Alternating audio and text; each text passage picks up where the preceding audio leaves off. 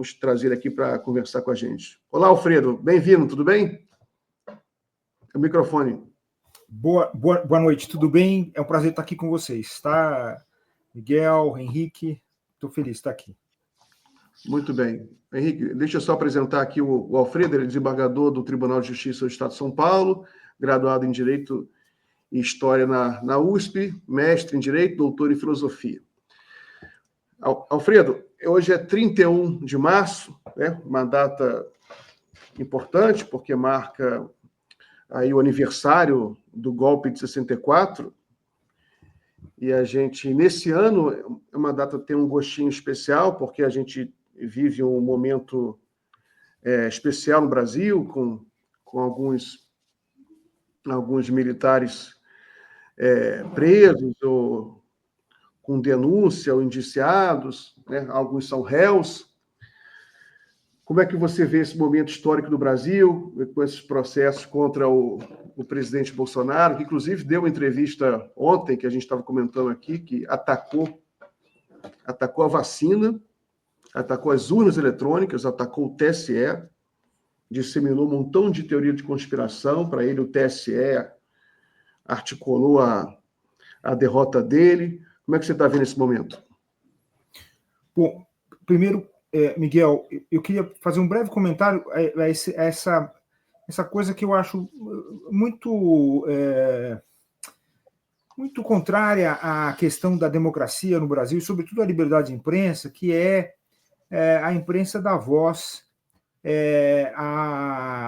ao Bolsonaro e da forma como foi feita essa entrevista na Folha UOL, né? Eu acho lamentável, porque ele tem todo o direito de defesa, exercer esse direito de defesa, mas no processo. E não perante a opinião pública, sobretudo para disseminar. Eu assisti, porque você me mandou o link, não para disseminar aquelas mentiras todas que disseminou durante essa entrevista, conversando com aqueles que são os seus apoiadores. E esses apoiadores de Bolsonaro são uma minoria do Brasil, claro, mas uma minoria extremamente perigosa, né, que foi capaz de fazer aquilo a que nós assistimos no dia 8 de janeiro, buscando repetir aquilo que aconteceu em 64. Né? Você referiu o golpe de 64, hoje então faria 61 anos o golpe, e a tentativa que ele fez junto com os seus ministros, sobretudo os militares, que hoje todos eles são réus, né? Foi a de reviver aquele momento, até porque todos eles, inclusive o próprio Bolsonaro, são herdeiros daqueles que compuseram o grupo ditatorial, e, aliás, da vertente mais cruel, a vertente mais rigorosa ditatorial era a que pertenciam todos esses membros das Forças Armadas que hoje são réus, né? Esse momento que nós estamos vivendo, o Miguel, é um momento importante, porque nós temos lá no Supremo Tribunal Federal, finalmente, do meu ponto de vista demorou, mas de qualquer forma valeu a pena esperar, nós temos a ação penal contra eles pelo cometimento de vários crimes. São inúmeros crimes que estão lá definidos na denúncia e foram apurados pela Polícia Federal. Mas o cerne da denúncia, né, o núcleo da denúncia, a parte mais importante, é efetivamente o golpe de Estado. É a querer dar fim ao Estado Democrático de Direito e, de forma violenta, o planejamento para fazer esse golpe. E o crime, é bom a gente lembrar, não podemos esquecer, temos que dizer isso sempre, né, se chama tentativa de golpe de Estado, né? Quer dizer, o crime, a tentativa é punível, a tentativa é o nome do crime. Não é que porque não conseguiu fazer o crime, ainda bem, né, porque senão nós não estaríamos nem conversando aqui nesse momento, não é porque não conseguiu que não cometeu o crime. Não, cometeram crime porque tentaram acabar com o Estado Democrático de Direito. E isso foi planejado, é importante a gente salientar também, durante o tempo em que eles estavam no poder. Quer dizer, eles planejaram isso e iniciaram a execução disso enquanto Bolsonaro era presidente da República e aqueles outros réus que estão ali em torno dele, generais, almirante, etc., todos eles estavam em cargos públicos, né? E isso tem um aspecto que eu acho importante a gente salientar e lembrar disso, porque eles estavam exercendo funções de autoridade, funções públicas de altíssima importância, lamentavelmente, e agora eles pretendem uma anistia. Segundo a Constituição brasileira e segundo o direito internacional, inclusive decisões da Corte Interamericana de Direitos Humanos, é impossível o Estado se dar uma autoanistia, né? Nesse caso específico, esse projeto que está lá no Parlamento Brasileiro, no Congresso Nacional, é um projeto inconstitucional, inválido. Por quê? Porque ele pretende dar anistia a agentes de Estado que, como agentes de Estado, estavam pretendendo cometer um crime, né? E cometeram esse crime, chegaram até o fim, chegaram às últimas consequências. Então, essa anistia é inválida, já de primeiro plano, ela vai ser invalidada se for votada pelo Congresso, porque não é possível do ponto de vista da Constituição e do direito internacional você dar anistia como nesse caso específico, né? Então é um momento importante, né? A gente está há 61 anos do início da última, espero, né? Quer dizer, ditadura civil-militar no Brasil, de muitas. Nós estamos aí diante de mais uma tentativa de golpe, né? Na história brasileira, os golpes são infinitos, há inúmeras tentativas de golpe. Os militares, desde que eles entraram na cena da política depois da Guerra do Paraguai, eles não deixaram de querer intervir na vida civil, não deixaram de querer estabelecer golpes. Nós vivemos toda a história republicana com os golpes, golpe aqui, golpe ali. A maior parte desses golpes, ainda bem, não foi bem sucedido, mas houve até golpes bem sucedidos, né? E o de 64 foi o pior deles, né? Foi o mais grave. E agora tentaram de novo. Então é preciso fazer muita coisa. Esse processo é importante. Esse momento do Supremo Tribunal Federal, que se redime de erros anteriores que cometeu, do Poder Judiciário que se redime de erros anteriores que cometeu, é importante, mas tem muita coisa para fazer para a gente poder ter solidificada uma cultura democrática e impedir que essas pessoas continuem a circular com essas ideias, né? Inclusive, esse ex-presidente, nessa entrevista, quer dizer, uma situação lamentável, dar voz a uma figura como essa, a uma figura criminosa, até nas coisas que ele disse durante essa entrevista, né? Henrique? Sim. Doutor, eu queria fazer uma pergunta que eu acho que vai diretamente para a nossa audiência, para aqueles que estão nos assistindo compreenderem exatamente como funcionam as coisas, digamos assim, organicamente dentro de uma ação penal como essa. Para essa pergunta, eu preciso retomar um acontecimento de ontem da entrevista do ex-presidente Jair Bolsonaro ao jornal Folha de São Paulo. Eu até brincava aqui no começo da edição de hoje que, assim, é impressionante que o Bolsonaro ele sofre de uma espécie de burrice crônica. É uma coisa, ele tem uma inteligência tão parca que anula, às vezes, a capacidade dele de fazer algo diferente. Ele diz assim na entrevista: eu não tentei dar golpe e não pensei numa hipótese de golpe. Nada disso. Eu perdi a eleição e aí eu falei assim, vamos juntar o pessoal para ver o que a gente pode fazer. Uma intervenção, um estado de sítio, um estado de defesa. É mais ou menos dizer assim, olha, eu não planejei e não cogitei roubar um banco. Eu só olhei para o banco e pensei assim, como eu posso retirar um dinheiro do cofre, porque eu estou endividado e preciso pagar umas contas, mas eu não cogitei roubar o banco. Ele disse isso, ele se entrega, ele assume que tentou uma ruptura institucional ao ser derrotado nas urnas. Ele diz isso quando a ação penal já está instalada, já foi aprovada, a ação de admissibilidade foi aprovada por unanimidade na primeira turma do Supremo, e a coisa vai começar. Vão ter agora os testemunhos, os depoimentos, as oitivas todas, vão ser ouvidos testemunhas de defesa, de acusação, os réus, todos eles. Os juízes, né, que compõem a primeira turma, devem perguntar, o procurador da República, como a figura do promotor, do acusador, também fará isso. Uma declaração desse tipo, ela pode efetivamente, na ação penal, tamanha imbecilidade, tamanha confissão, ela pode ser usada e tem efeito contra o réu? Olha, tem efeito, claro, tem. Essa declaração dele é como se fosse uma espécie de uma confissão extrajudicial, quer dizer, fora do processo, né, fora da justiça. Mas mas não é só essa declaração. Ele, durante todo o tempo que esteve no governo, ele afirmou isso, né? E, sobretudo, ele afirmou que ele pretendia contrariar a Constituição, ele contrariou a Constituição no governo, ele e os seus ministros, né? Mas ele queria sempre dar, digamos assim, um verniz de legalidade a isso tudo. Então, todo mundo se lembra, até uma frase que ele até repetiu na entrevista, da famosa frase das 4 linhas, né? As 4 linhas da Constituição. Ou seja, ele queria, como toda, quer dizer, a ditadura civil-militar de 64 a 85, 86, o tempo inteiro ela também pretendia dizer que era legalista, né? Isso é bem importante, né?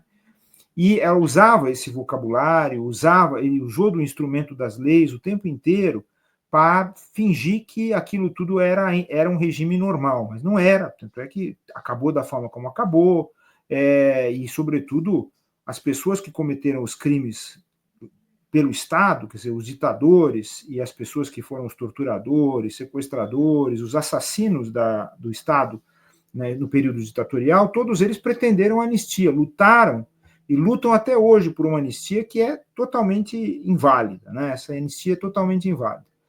Mas isso que ele falou é mais uma das, quer dizer, digamos, mais uma das evidências do cometimento do crime, não é?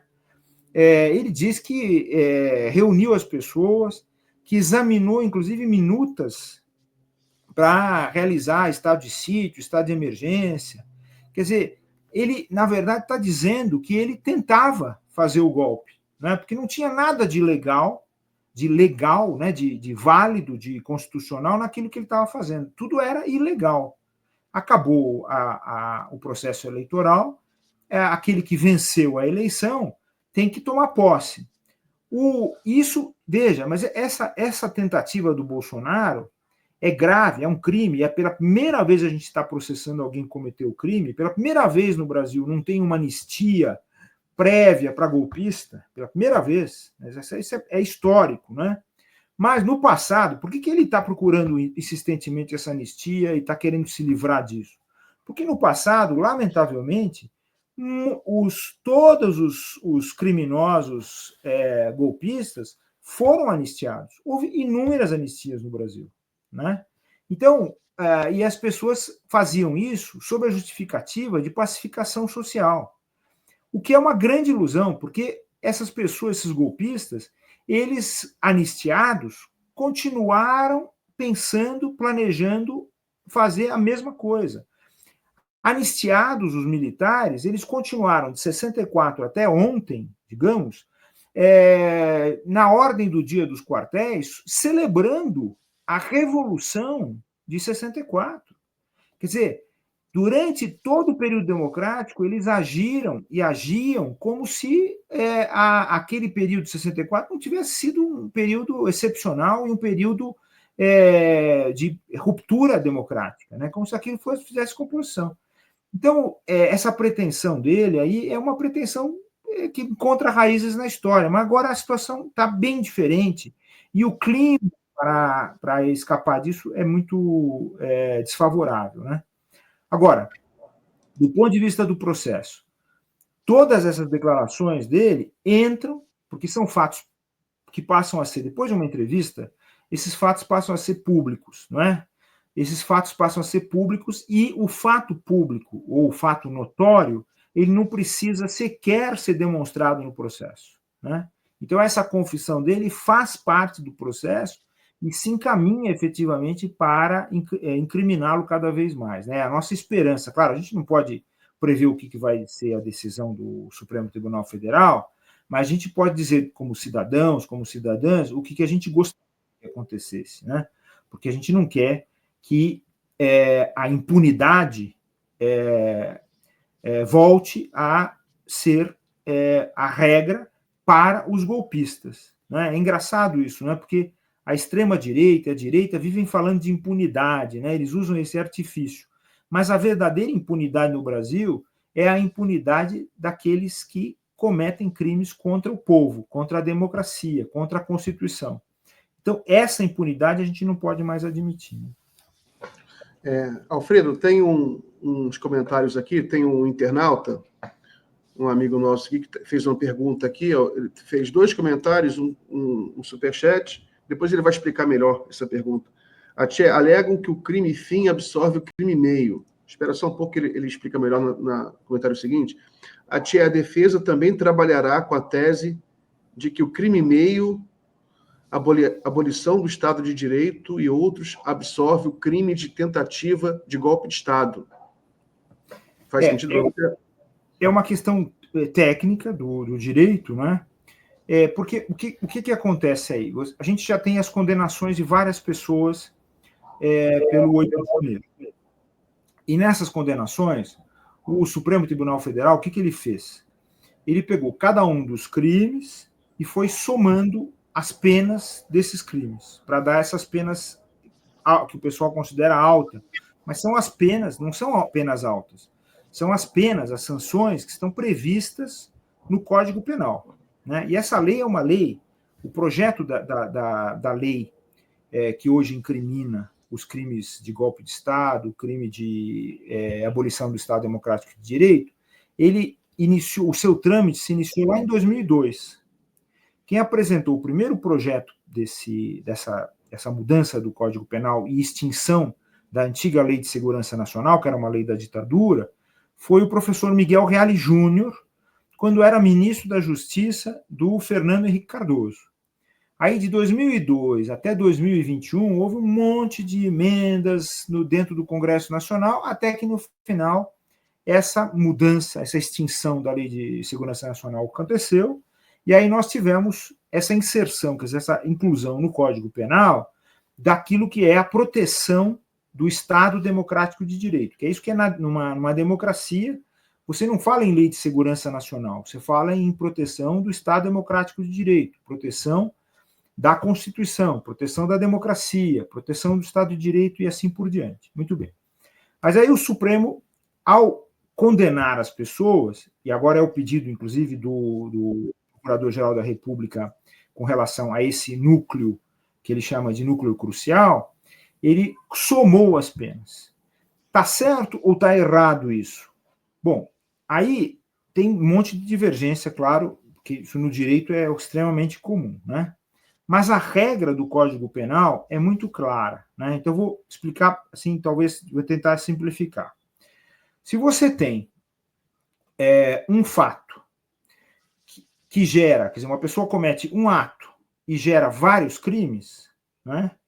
Então, isso aí, em direito, é chamado de concurso formal. Então, a regra do Código Penal é a seguinte: você tem vários crimes que foram cometidos por um ato só. Aí você pega a pena de um deles, o principal, e vai, então, aí você soma um sexto até a metade, dependendo do número de crimes que foram cometidos. Né? Ponto. Se você tem 2 atos que geram 2 crimes diferentes, ou vários crimes diferentes, vários atos que geram vários crimes diferentes, você tem o concurso que se chama material. No concurso material, você soma todas as penas. Agora, nesse caso específico do 8 de janeiro, você tem um ato só que gerou vários crimes. Por que o Supremo somou a pena desses crimes?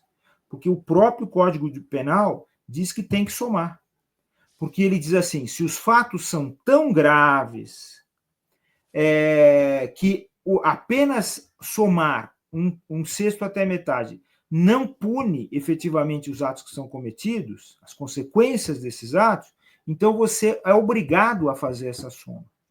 Então, o que o Supremo Tribunal está fazendo é somar as penas desses vários crimes.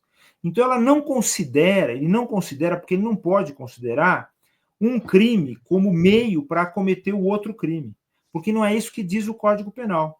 O Código Penal diz, há 2 crimes que estão sendo cometidos aqui.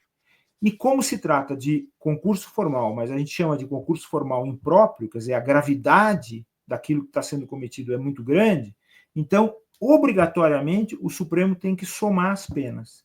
Então, não dá como absorver um pelo outro. Quer dizer, essa é uma tentativa, claro, de diminuir a pena dessas pessoas que estão sendo processadas. Mas o que a gente tem que seguir é estritamente aquilo que está na lei. A lei, o Código Penal, assim como a Constituição ou qualquer lei, ela vale porque ela já estava em vigor na época em que esses atos foram cometidos. Não vamos agora, depois que os atos foram cometidos, querer dar um jeitinho para mudar aquilo que está na lei. Essa lei é antiga, o Código Penal é muito antigo. As regras para impor as penas são muito antigas. Tem uma longa tradição no direito brasileiro. Qualquer juiz, qualquer juíza é obrigado a seguir estritamente o que está ali, não é? E nesse caso específico, os crimes são gravíssimos. Não tem como a gente pegar e mudar a regra do Código Penal para beneficiar essas pessoas, não é? Eu até diria o seguinte: o que está em jogo nessa ação não é condenar ou não condenar essas pessoas. O que está em jogo, efetivamente, é proteger o povo brasileiro, proteger a democracia brasileira de forma séria. Não é? Está na hora da gente proteger a democracia de forma séria. A democracia é uma opção do povo brasileiro. Está lá na Constituição de 1988. E de lá para cá a gente foi construindo muitas coisas importantes, muitas coisas novas. É essa a opção que todos nós fizemos. E, portanto, está na hora de defender isso de forma séria. O processo contra essas pessoas é, na verdade, uma forma de a gente levar a sério aquilo que está na Constituição. E essas pessoas quiseram infringir, quer dizer, quiseram fazer uma brincadeira, não é? A forma como... É lamentável isso, a gente escutar essa figura comentar os fatos. É como se fosse uma brincadeira, mas não se trata de uma brincadeira, não é? É muito sério você querer acabar com as liberdades das pessoas, acabar com a capacidade que nós temos de nos expressar, não é? É muito sério a gente ter tido que ouvir durante os 4 anos desse governo ofensas graves à cidadania brasileira, ofendeu as populações periféricas, ofendeu as mulheres, ofendeu todos os gêneros, ofendeu a população negra, que é o verdadeiro povo brasileiro, ofendeu a população indígena. Veja o que aconteceu, por exemplo, na região da Amazônia, com a exploração à luz do dia de mineradores, de pessoas que começaram a destruir a natureza e a matar a população indígena em terras que são dos indígenas, né, pela Constituição. Então, você veja que alguma medida tinha que ser tomada. Nesse momento, eles não estão sendo processados por todos os crimes que fizeram. Não estão. Eles não estão sendo responsabilizados por todos os crimes. Estão sendo responsabilizados por uma parcela desses crimes, né? E isso é bastante importante. A gente tem que levar bem a sério isso. Alfredo, tem um desdobramento desse processo, que é esse autoexílio do Eduardo Bolsonaro, deputado federal, que agora se licenciou, nem sei mais se pode chamar de deputado, e que ele disse que vai lutar nos Estados Unidos para reverter o processo contra o pai dele. Não é de hoje, você tem uma comitiva de deputados federais e até senadores do Brasil que têm ido com frequência aos Estados Unidos. Não consigo entender o que eles vão fazer lá, mas eles se reúnem com parlamentares americanos, estão fazendo abertamente, explicitamente, lobby junto à Casa Branca e ao Congresso americano para que haja algum tipo de interferência no processo jurídico nacional. E você tem agora essa postagem do Elon Musk, que é uma espécie, um secretário do governo Trump, né? Uma figura importante lá da Casa Branca, e que é mais ou menos a narrativa que eles estão jogando, que enfim, é um delírio, não é tão grande, mas, enfim, a gente tem que comentar isso, porque esse tipo de coisa é o que o bolsonarismo está usando aqui, né? É um comentário aqui, o Mike Pence, que inclusive é um americano, que eles já convidaram para vir para o Brasil nos próximos dias ou semanas, a Comissão de Relações Exteriores do Congresso Nacional, da Câmara dos Deputados, que está nas mãos de um bolsonarista, né, aliado do Eduardo Bolsonaro, queria assumir essa vaga, né, entregou para um amigo dele. Esse Mike Pence, ele faz esse comentário: Marine Le Pen na França está sendo processada, por isso que ele fez esse comentário, né? Tem um processo agora contra Marine Le Pen por corrupção. Marine Le Pen na França, Bolsonaro no Brasil, Irma Khan no Paquistão, Matteo Salvini na Itália, Donald Trump na América, Kalin Georgescu na Romênia. O processo criminal de cada desafiante populista é uma adaga no coração da credibilidade da democracia. Aí o Elon Musk, para completar o delírio, né? O Elon Musk, quando a esquerda radical não consegue vencer via voto democrático, eles abusam do sistema legal para prender seus oponentes. Este é o manual padrão deles em todo o mundo. O Elon Musk, todo mundo para ele é esquerda radical, né? Ele não quer nem saber da realidade dos países, que seria ridículo chamar o Alexandre de Moraes de esquerda radical, né? Mas, enfim, a gente tem que lidar com esse delírio, colocar alguma racionalidade, né, no debate. O que você pode comentar sobre esse tipo aí de coisa? Mas, Miguel, na verdade, essa ida desse deputado, né, que se licencia aos Estados Unidos, e a ida dessas pessoas para conversar com parlamentares e pedir abertamente a intervenção dos Estados Unidos na justiça brasileira e na política brasileira, na verdade, uma outra confissão de golpe, porque isso é golpe contra a Constituição, golpe contra o Estado Democrático de Direito, golpe contra a soberania brasileira, não é? Então, na verdade, isso tudo não tem que ser tido como sério na medida em que o Ministério Público tem que tomar medida contra essas pessoas. Como é possível que essas pessoas, fingindo que estão defendendo democracia, o que é uma mentira, eles usam o termo democracia sem qualquer conteúdo, não é? Como é que eles podem ir para fora do Brasil para pedir intervenção de um Estado estrangeiro na política e na justiça brasileira? Não é? Isso, na verdade, é uma tentativa de golpe de Estado. Na verdade, estão tentando subverter a soberania brasileira. Então, eles estão, na verdade, cometendo crimes. Não é? Isso é muito sério, é muito grave. E eles não podem continuar, eles acham que é uma brincadeira, isso tudo não é uma brincadeira. Nós temos que defender a nossa democracia. Dentro do Supremo Tribunal Federal não tem ninguém de esquerda radical. Pelo contrário, as pessoas que estão ali são pessoas do direito, são pessoas que trabalham com o direito. Talvez possa dizer, não, mas o ministro Flávio Dino foi governador de estado, foi senador, não é? Ele tem uma carreira política. Sim, mas muitos dos antigos ministros do Supremo Tribunal Federal também tiveram carreiras políticas, né? Mas isso não invalida o fato de serem especialistas em direito, terem trabalhado com a matéria do direito, escrito sobre o direito, inclusive no caso do ministro Flávio Dino, foi juiz federal, né? Chegou a ser até presidente da Associação dos Juízes Federais. Então, isso tudo é mentira, claro, é invencionice, mas mais grave do que essa bobagem dita por eles é o fato de eles estarem tentando subverter a ordem jurídica brasileira, quer dizer, eles estão, na verdade, confessando a perpetuação do golpe. E essa é uma preocupação que todos nós temos de ter. Durante esses 4 anos da gestão Bolsonaro, que não deveriam ter terminado da forma como terminaram, pelo contrário, ele já deveria ter saído do poder, seja por impeachment, ou seja por ser processado por crimes comuns, porque cometeu muitos, não é? Mas, lamentavelmente, ele terminou o mandato e nós somos obrigados a dizer que ele é um ex-presidente. Mas isso tudo, essa trama para acabar com a soberania brasileira, ela acabou se consolidando e se enraizou no Estado brasileiro. É lamentável isso, a gente admitir isso. Se enraizou não só na União, como em muitos estados, muitos municípios brasileiros.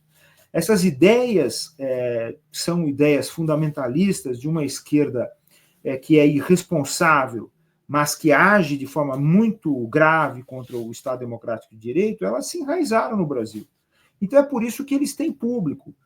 Eu fico muito preocupado, porque eles querem continuar a ter público e querem continuar a usar, inclusive, a imprensa para se comunicar com o seu público, com aquele públicozinho de radicais perigosos que são os seus seguidores. Isso é muito grave, isso que a gente tem que evitar.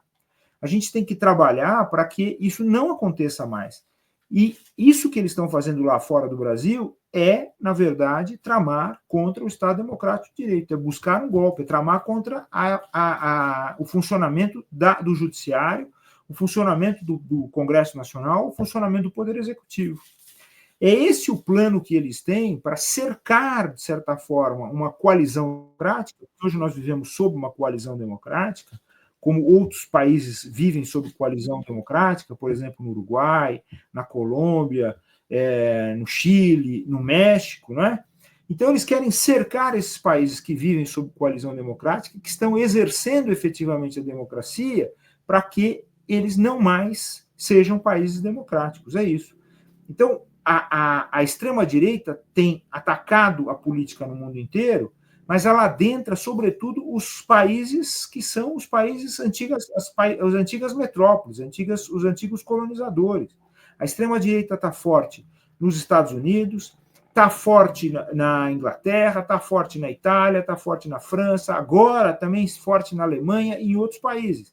E, a partir daí, pressiona-se as antigas colônias para que elas também adotem esse sistema, para que elas também abandonem o percurso da democracia. Quer dizer, é esse o momento grave que nós estamos vivendo no mundo. Então, nós, brasileiros, que escolhemos viver sob a democracia, escolhemos agora a volta da democracia, né, na eleição há 2 anos, a gente precisa estar muito consciente disso e pressionar nossas instituições para funcionarem do modo como hoje o Supremo está funcionando e como o Ministério Público Federal funcionou ao apresentar essa denúncia, como a Polícia Federal funcionou para investigar esses crimes gravíssimos contra o povo brasileiro, contra a democracia, né?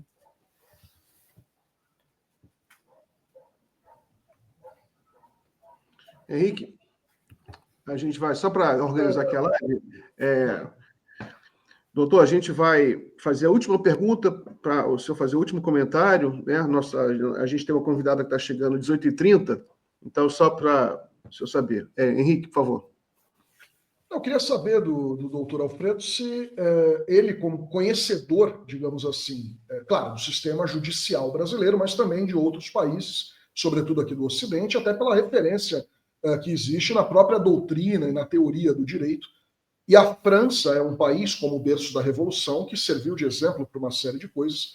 Eu queria saber se o Alfredo entende que na França de hoje, de 2025, com seus problemas, enfim, e com o histórico do judiciário francês, do pós-guerra para cá, se ele percebe como uma chance real, um levante, digamos assim, um ataque contra as instâncias judiciais a partir de agora, por conta dessa condenação da Marine Le Pen a 5 anos de inelegibilidade por ter desviado fundos, dinheiro, né, do fundo europeu para uso privado, digamos assim, do seu partido, o Rassemblement National, Reunião Nacional.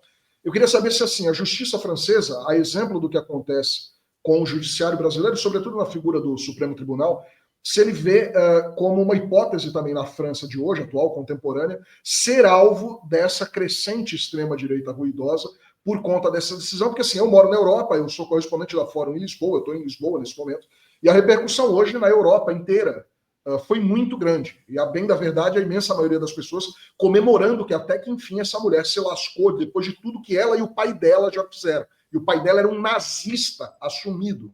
E ela é igual. Eu queria saber se a justiça francesa e as instituições francesas, que nesse sentido são mais sólidas que as instituições brasileiras, até por questão de tempo, do pós-guerra para cá, a França corre o risco de um levante contra as suas instituições?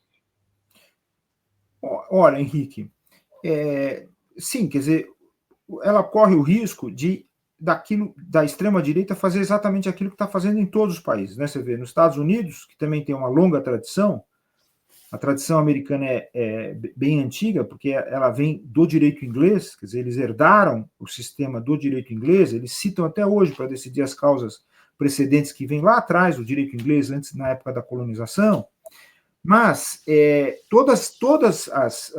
todo o poder judiciário no mundo está sujeito a essas críticas que estão sendo feitas e a tentativas, inclusive, de reformas do Poder Judiciário que destruam a sua capacidade de exercer esse seu papel, porque o papel do Judiciário não é um papel ativo na democracia, é um papel de controle, quer dizer, é um papel de fiscalização, né?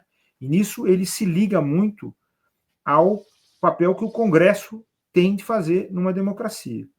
Lá na França tem um pequeno problema, que apesar da tradição francesa, claro, mas o problema básico é que na França o poder judiciário não é propriamente um poder independente, né? O Poder Judiciário ele deriva de um departamento de justiça que é um departamento que está ligado ao Poder Executivo, né? Isso é uma tradição, quer dizer, na Itália também esse sistema é muito semelhante, né? Em que as carreiras começam assim, lado a lado, né? O Ministério Público e o Judiciário, depois elas se separam, as pessoas se separam, vão seguindo uma carreira independente, né? Então ali teria, digamos assim, apesar da tradição, teria um problema maior, porque dependendo de quem é o governante, é possível atacar o Poder Judiciário, é possível destruir os fundamentos do Poder Judiciário com mais facilidade do que em países como o Brasil, por incrível que pareça, em que o Poder Judiciário tem um estatuto absolutamente independente, ou como nos Estados Unidos, que também tem um estatuto absolutamente independente, né? Mas, de qualquer forma, é possível. Veja, o Judiciário não está imune a ter derrotas nesse percurso. Não está, né? Porque existe muita influência política na própria constituição do Poder Judiciário. E não é só isso. Também tem uma questão séria, que é uma questão que a gente tem que discutir, que é a questão da formação dos profissionais do direito. Como é que eles são educados? Como é que eles são ensinados? Como é que se dá um ensino do direito? E como é que se dá esse ensino de direito ligado à questão da democracia, né? Aliás, isso é uma coisa que a gente precisa pensar para todas as profissões de Estado, todas as carreiras de Estado, sobretudo as carreiras ligadas à segurança e à justiça, mas para todas elas. Como é que essas pessoas se formam e qual é o compromisso que elas têm efetivamente cultural, quer dizer, mais íntimo, com a própria ideia de democracia? Isso é um problema.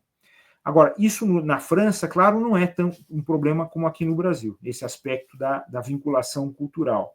Mas agora a gente está vendo que, mesmo nos Estados Unidos, essa vinculação também é problemática, né?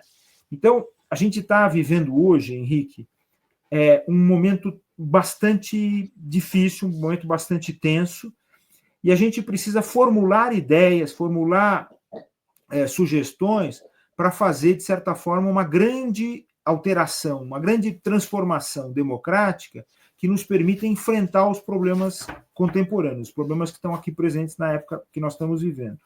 E, para isso, a gente vai ter que usar muito a nossa imaginação, não apenas a nossa capacidade de resistência, não apenas a nossa adesão firme à democracia, mas a gente vai ter que adaptar muito as nossas instituições para esse ataque que elas estão sofrendo atualmente. Então, resumindo a pergunta, a resposta, eu diria o seguinte: sim, é possível o ataque às instituições francesas, mas eu acho muito difícil, nesse momento, que elas sofram um revés. Mas isso pode acontecer se nós não tomarmos cuidado, se os franceses não tomarem cuidado. Eu acho até que nós temos que estabelecer, a partir de agora, todos nós, sejamos juristas ou não, mas estudiosos, sejamos políticos ou não, alianças internacionais importantes para que a gente possa defender a democracia do ponto de vista transnacional, para além dos estados, né? Aqui nas Américas, por exemplo, é preciso que haja uma aliança firme Brasil, Colômbia, Chile, Uruguai, México, para que a gente possa defender efetivamente a democracia e fazer frente aos ataques que ela está sofrendo.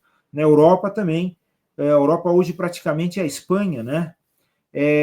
Mas existem alguns países, mesmo conservadores, que ainda mantêm uma ordem efetivamente democrática. Veja, por exemplo, aí em Portugal, como o governo português respondeu à pandemia de uma forma muito mais constitucional, muito mais digna do que aconteceu aqui no Brasil, né? Que a gente teve aqui, você veja, um dos crimes que eu referi que eles não estão sendo punidos aqui no Brasil é esse, das mortes na pandemia, né?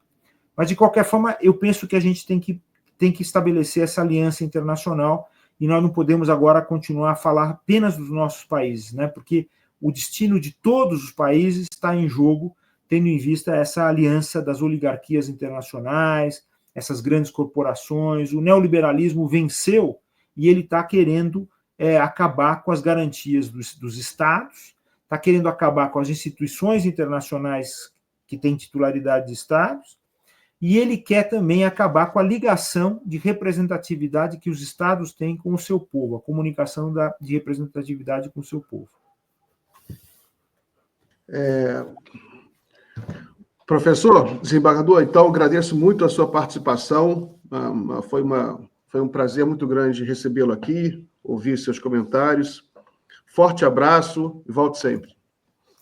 Obrigado. Prazer foi meu, tá bom? Um abraço para todos aí que nos acompanharam e a vocês. Até a próxima. Obrigado. Valeu, doutor. Tchau.